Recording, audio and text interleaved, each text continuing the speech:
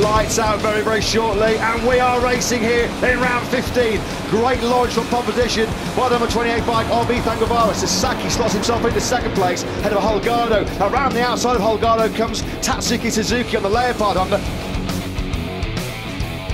McPhee adrift of that top three. There he is on the 17 bike, just about holding Ortola, Onju and Suzuki at bay. You can see the problem that Onju faces. He's not very good in the straights, not for everything he's doing, but he's very good in the corners. He's aggressive. That's where he's making his time up. He carves up Ivan Ortola, but because of his slightly larger frame by Moto3 standards, he does struggle in a straight line, but he's certainly making up for elsewhere, isn't he? Oh, fantastic edge grip there that Onju had going through turn number 16 on the inside of Ortola.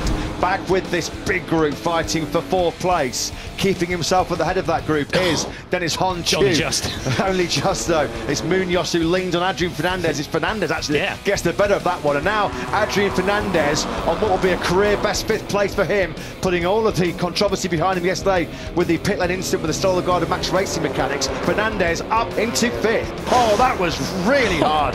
What a hard move that was by Munoz. Or was it a mistake by Adrian Fernandez when he saw him on the inside? Well, whatever happened, Fernandez came off by far the worst of it. He's going to drop right outside of that top 10 now. There he is, just ahead of Jaume Masia. Adrian Fernandez back up into 8th now. Yeah, that's been a stunning recovery by Fernandez, because he would have been livid.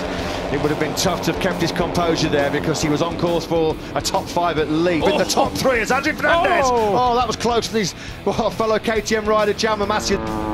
Who's going to win this Titanic battle for fifth place? It will be a career best for Adrian Fernandez. What a brilliant recovery by Fernandez, having been punted off the track by Munoz. What, 3 or 4 laps from the end of that Grand Prix of stunning recovery by him. He takes 5th behind Onju. HOLGADO has battened down the hatches here. He's settled for that 3rd place, and why wouldn't he? He clearly felt like he tried to put the pressure on GUEVARA and Sasaki in the first 2/3 of this Grand Prix, but just running out of steam here late on, and he's just thinking, okay, it's not worth continuing to push, not worth crashing. The first podium in World Championship for Danny HOLGADO. Him up for grabs here for HOLGADO. Absolutely ecstatic, as you'd expect. Special moment for him. The first time he's ever been in a Sunday Park Fairmade to celebrate a first World Championship podium. It's a 2-rider showdown here for the victory in round 15 of 2022 here in Motorland Aragon. It's GUEVARA versus Sasaki over the line. Sasaki was just a slightly quicker of the top 2 with a 1:58.235. Ayumu Sasaki will take second place and go to Ayumu Sasaki.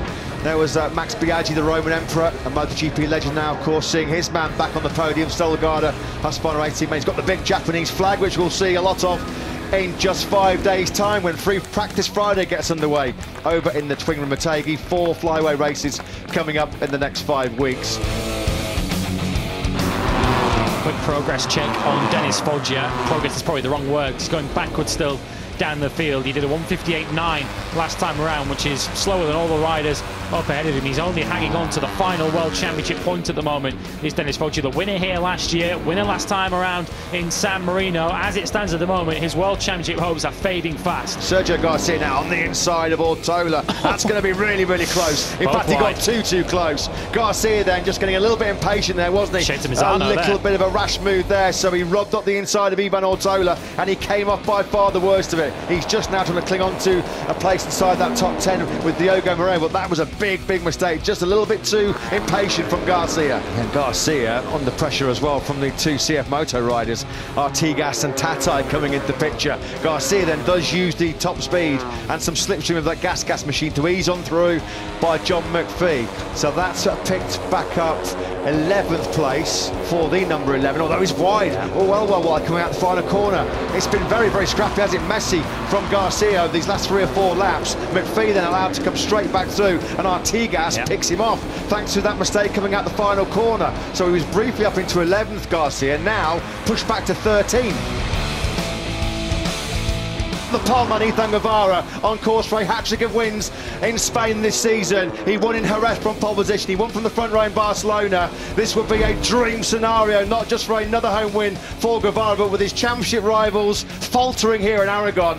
What a moment, what a last lap coming up for Guevara. Guevara is the master of Motorland in Moto3. A priceless 25 points for him as he increases his world championship advantage. This is why it's such a big day for Ethan Guevara, a big shift in the momentum of this championship, because Guevara wins, but his closest title rivals, Garcia 13th, Foggia 14th, a disastrous day for those two, and Ethan Guevara with 5 races to go now in complete and utter control of this Moto3 World Championship.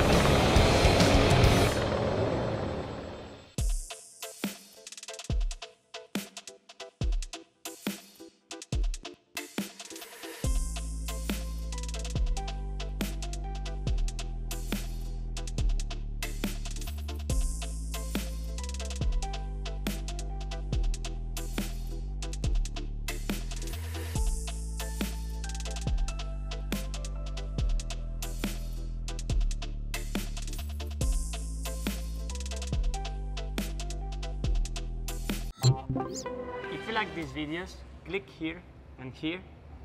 If you like more videos like this.